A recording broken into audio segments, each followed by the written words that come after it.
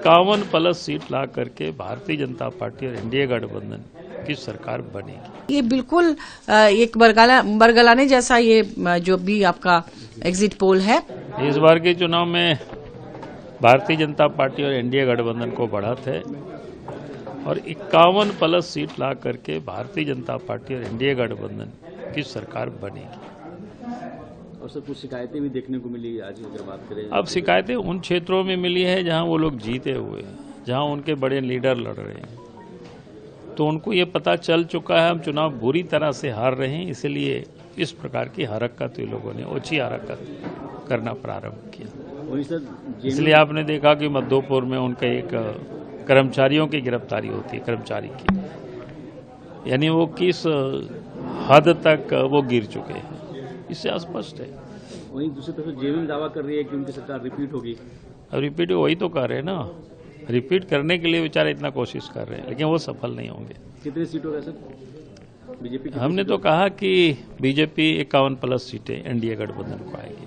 और नंबर आते हैं तो सीएम आप होंगे? हमने बार बार कहा यार सीएम से कोई प्रॉब्लम नहीं है, हम इसके कभी भी दौड़ में नहीं रहते हैं। 23 तारीख को रिजल्ट आएगी, विधायक दल बैठेगी और इसके बाद नेता चुन करके आप सब लोगों को बुला करके बता दी जाएगी। देखिए ये एग्जिट पोल पर हम लोग विश्वास नहीं करते हैं। पिछली बार आपने लोकसभा चुनाव में देखा कि कहा कुछ हुआ कुछ, और इस तरह से हर चुनाव में किसी पर्टिकुलर किसी गठबंधन की तरफ जो रुझान दिखाया जाता है, ये टीवी चैनल में आजकल इस तरह की चीजें आ रही हैं जिसका कोई औचित्य नहीं है।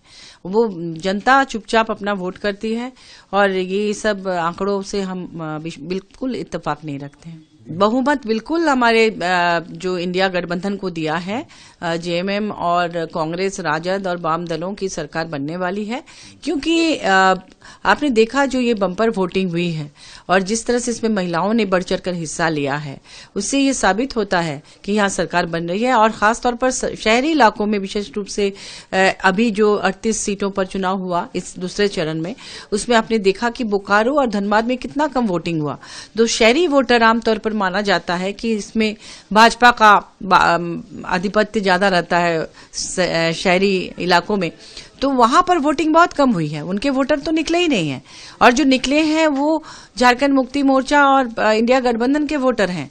और ये बिल्कुल एक बरगलाने जैसा ये जो भी आपका एग्जिट पोल है, क्योंकि देखिए तमाम जितने नेशनल चैनल्स हैं या दूसरे चैनल्स हैं उसमें आप देखेंगे कि उनका रुझान किसी पर्टिकुलर पार्टी की तरफ रहता है जो केंद्र में सत्ता पे रहती है, और लगातार उसमें भ्रामक चीजें आजकल आने लगी हैं। पहले की तरह मीडिया को बहुत ज्यादा उस तरह का निष्पक्ष और तटस्थ बहुत कम आप देखेंगे।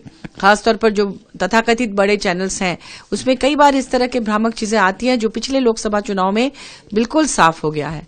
इसलिए इस पर हमें बिल्कुल भरोसा नहीं है और हम लोग जानते हैं और पूरा विश्वास है कि झारखंड में फिर से जेएमएम और कांग्रेस और राजद और वामपंथी दलों का इंडिया गठबंधन की सरकार आएगी।